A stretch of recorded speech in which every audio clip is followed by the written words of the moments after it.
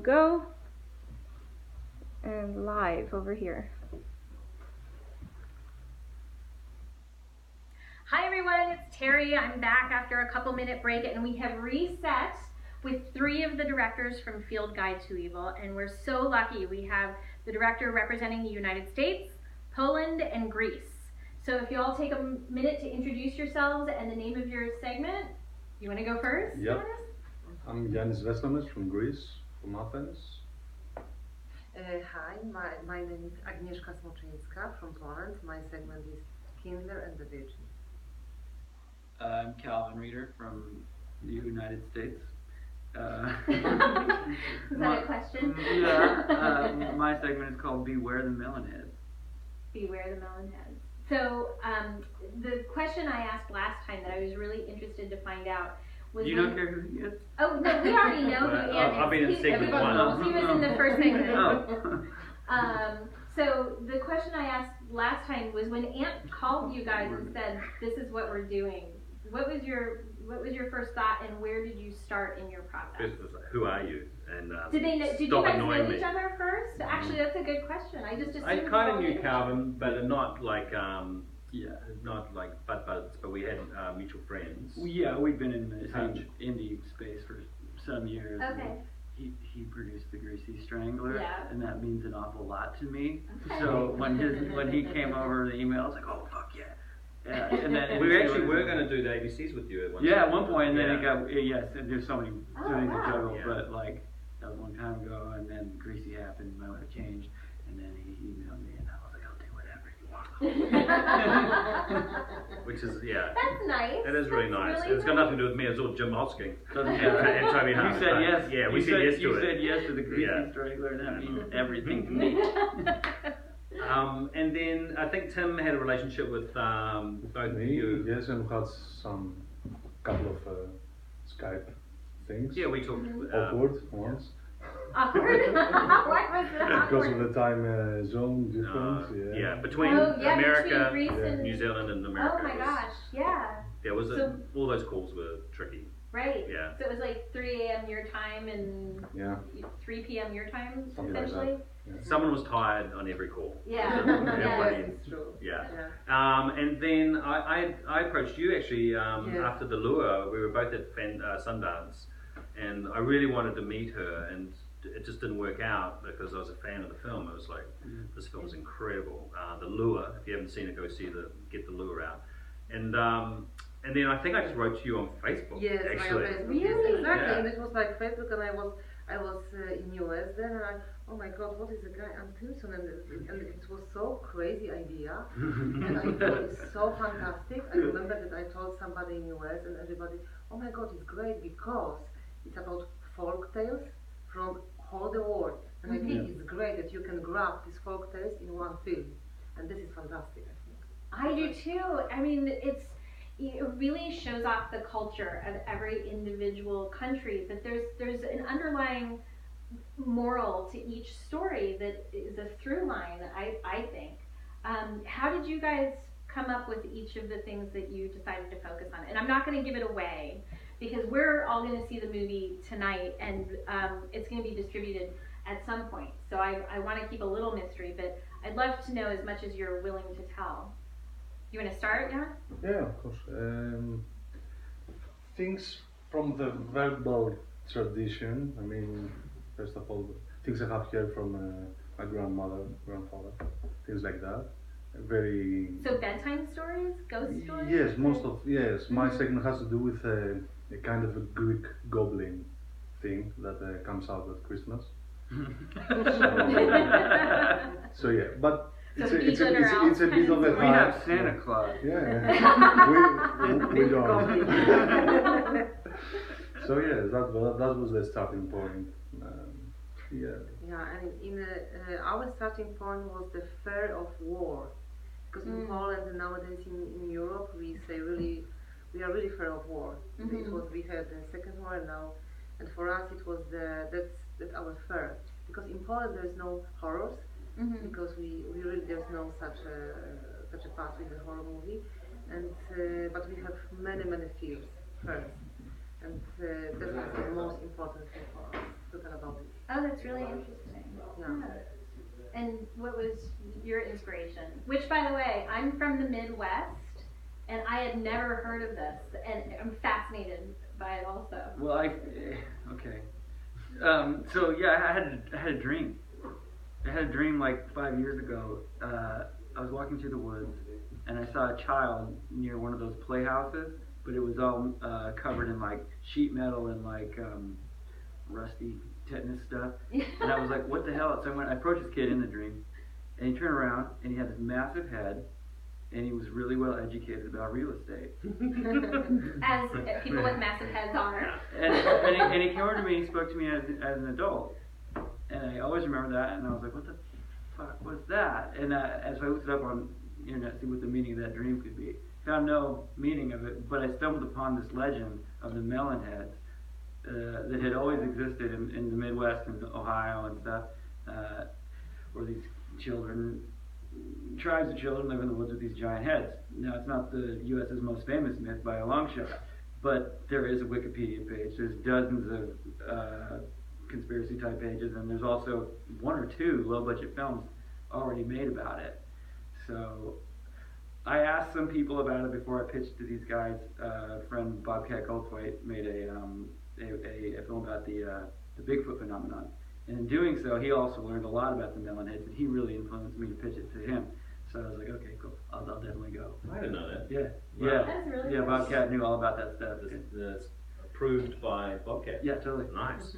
So the process was they would find a piece of lore that that spoke to them, and then they would pitch it to you. Yeah. And you would go, that's crazy. Yeah. I mean, Crazy enough to make it awesome. sometimes there was a couple ideas Yeah. from directors had certain like multiple ideas.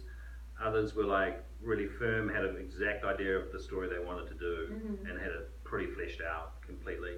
But we wanted to see everything. We tried to get everyone to share everyone's work, because in ABC's we never did that, and we had there was some overlapping with the shorts. So this time we wanted to make sure that everyone kind of was on the page. But what happened is people got busy.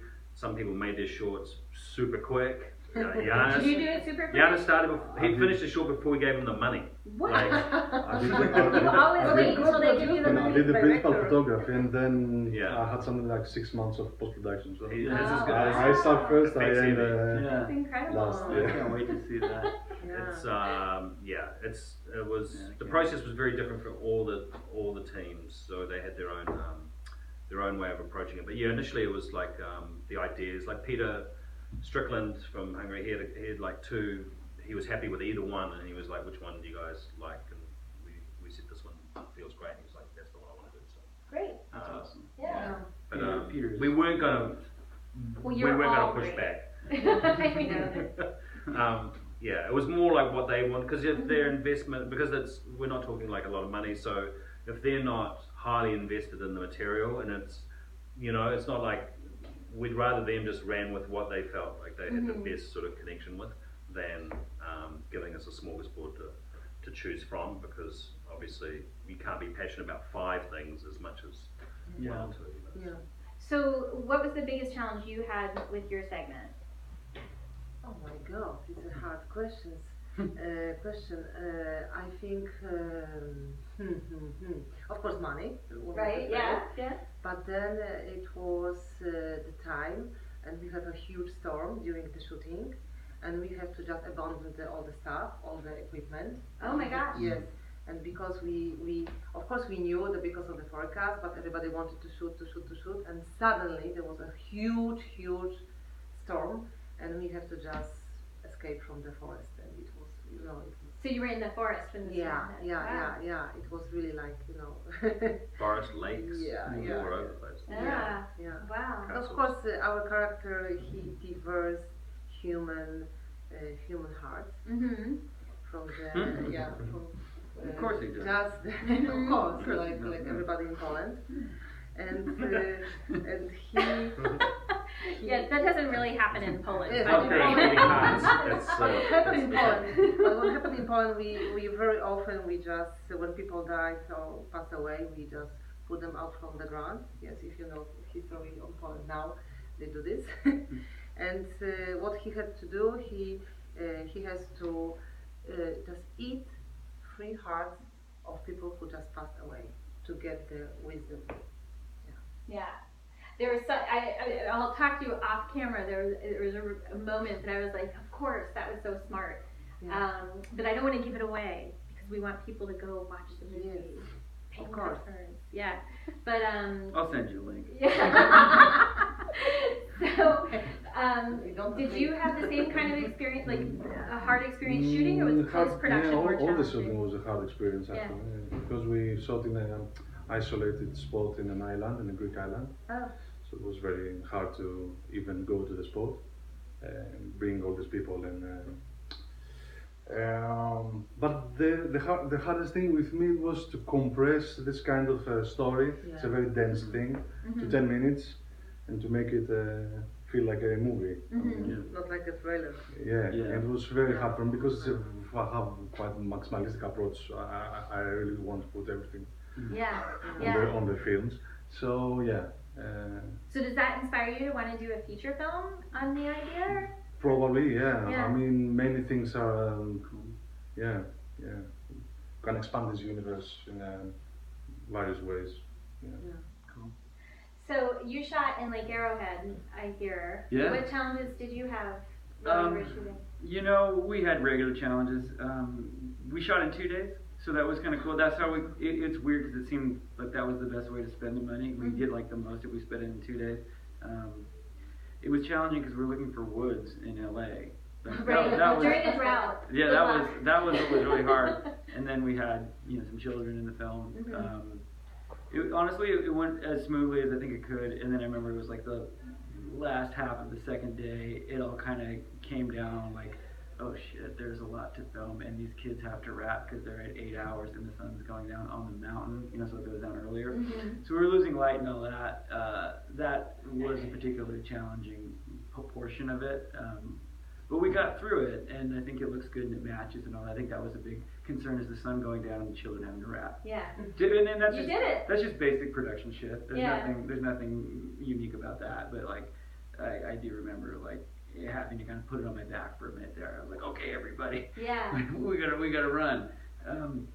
But yeah, no floods, no storm, just regular stuff. Well, it's interesting. I mean, you all had such challenge between working with kids and having to worry about the sun and the storm and a remote location. Yeah. How did you keep in your mind the narrative as you were shooting all this? I We mean, don't. because you really, on film, you really accomplished it, and knowing all the challenges, it's incredible. So, well done.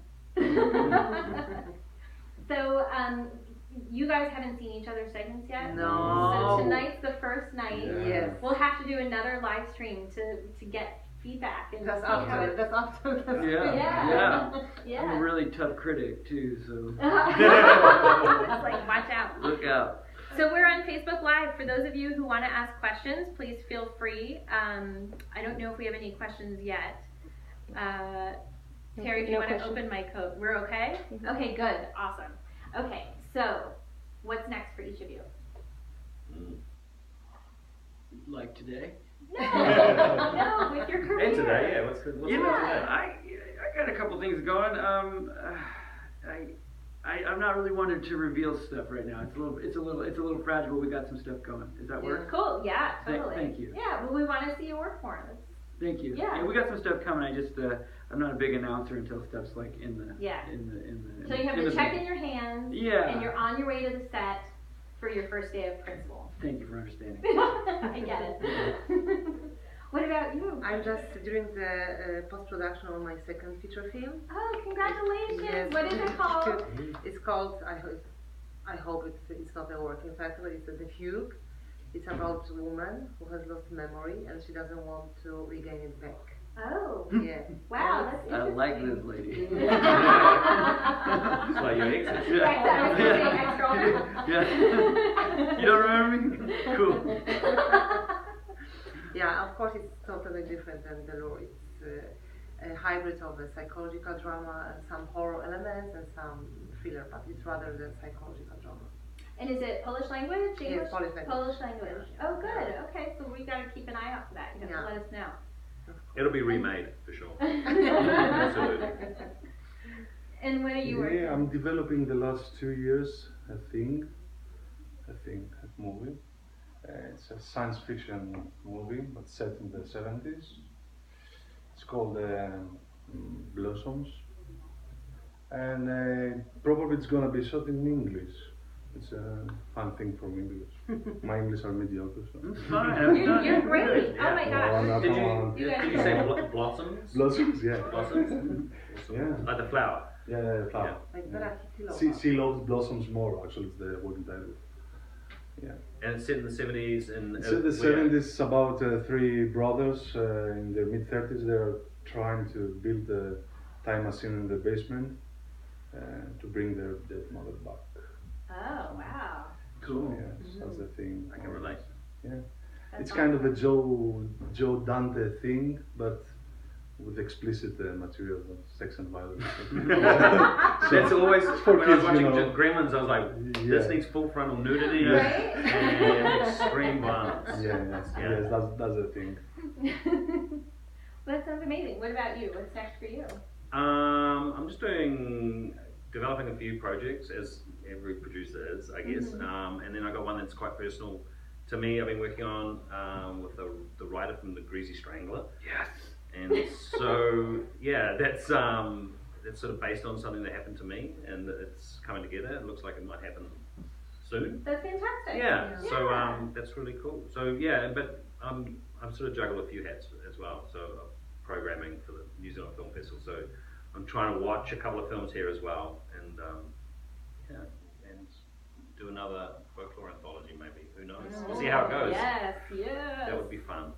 So we have a lot of young filmmakers in the Legion, and I'd love for you to give them just a piece of advice on how, if they're having trouble getting started, what they should do. I'm gonna start. Not really. Giannis, do you have any That's a ideas? tough one. I think, but they are young, and I think the most important is to make the film that you can make in a realistic time, and because of the budget. And the most important is the idea. Mhm. And